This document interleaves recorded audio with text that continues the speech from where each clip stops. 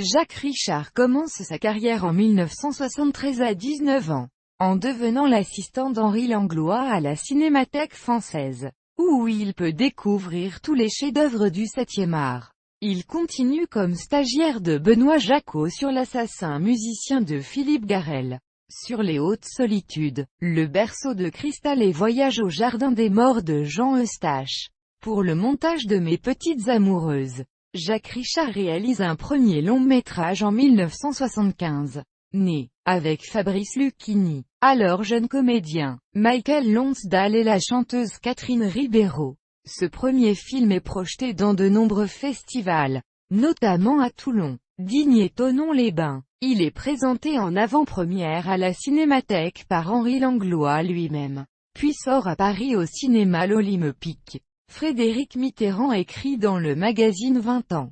Jacques Richard ressemble à ces lycéens de terminale, dont on ne sait pas s'ils vont rafler tous les prix, ou mettre le feu au lycée. En 1977, Jacques Richard fonde sa propre société de production, Les Films Élémentaires. Cette même année, il réalise Le Rouge de Chine, film poétique noir et blanc tourné en Écosse dans lequel on peut entendre la voix d'Antonin Artaud. Puis, après quelques courts-métrages, il réalise en 1982 Rebelote, film muet avec Jean-Pierre Léaud, présenté à Cannes en 1983 dans la section Perspective. 2 ans plus tard, la productrice de Diva, Irène Silberman, le remarque et produit ses 2 films suivants. Ave Maria, dont l'affiche représentant Isabelle Pasco crucifiée les seins nus fit scandale.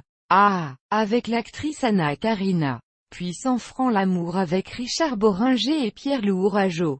En 1988, il est le cofondateur de l'association Henri Langlois et fait réaliser la tombe de ce dernier au cimetière du Montparnasse, monument tout en verre composé de 250 photos de l'histoire du cinéma.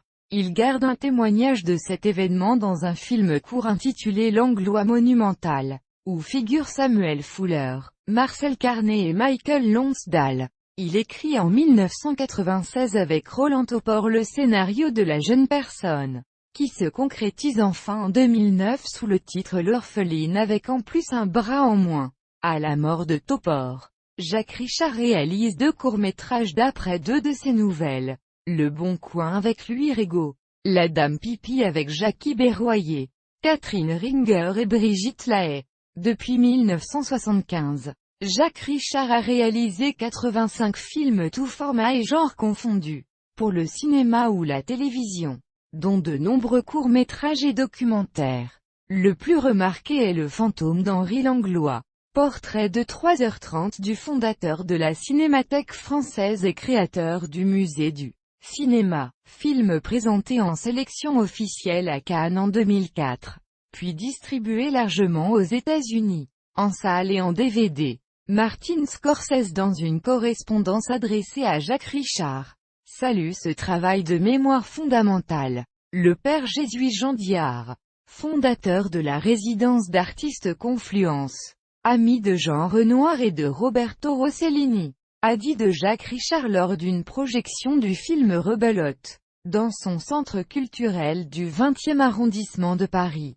Ce qui est original chez lui, c'est qu'il représente le classicisme dans la modernité. En 2015, il publie un livre d'entretien Le cinéma libertaire et libertin aux éditions Écarlate, où il dialogue avec Jean-Pierre Mocky, Joël Seria, Catherine Robbe-Grillet, Paul Vecchiali et Patrick Grandperret, entre autres, sur un cinéma exigeant et hors norme. Le père du réalisateur est Yves Richard, journaliste à la Nouvelle République. Jacques Richard est l'oncle du comédien Melville Poupeau et le compagnon de Florence Ray.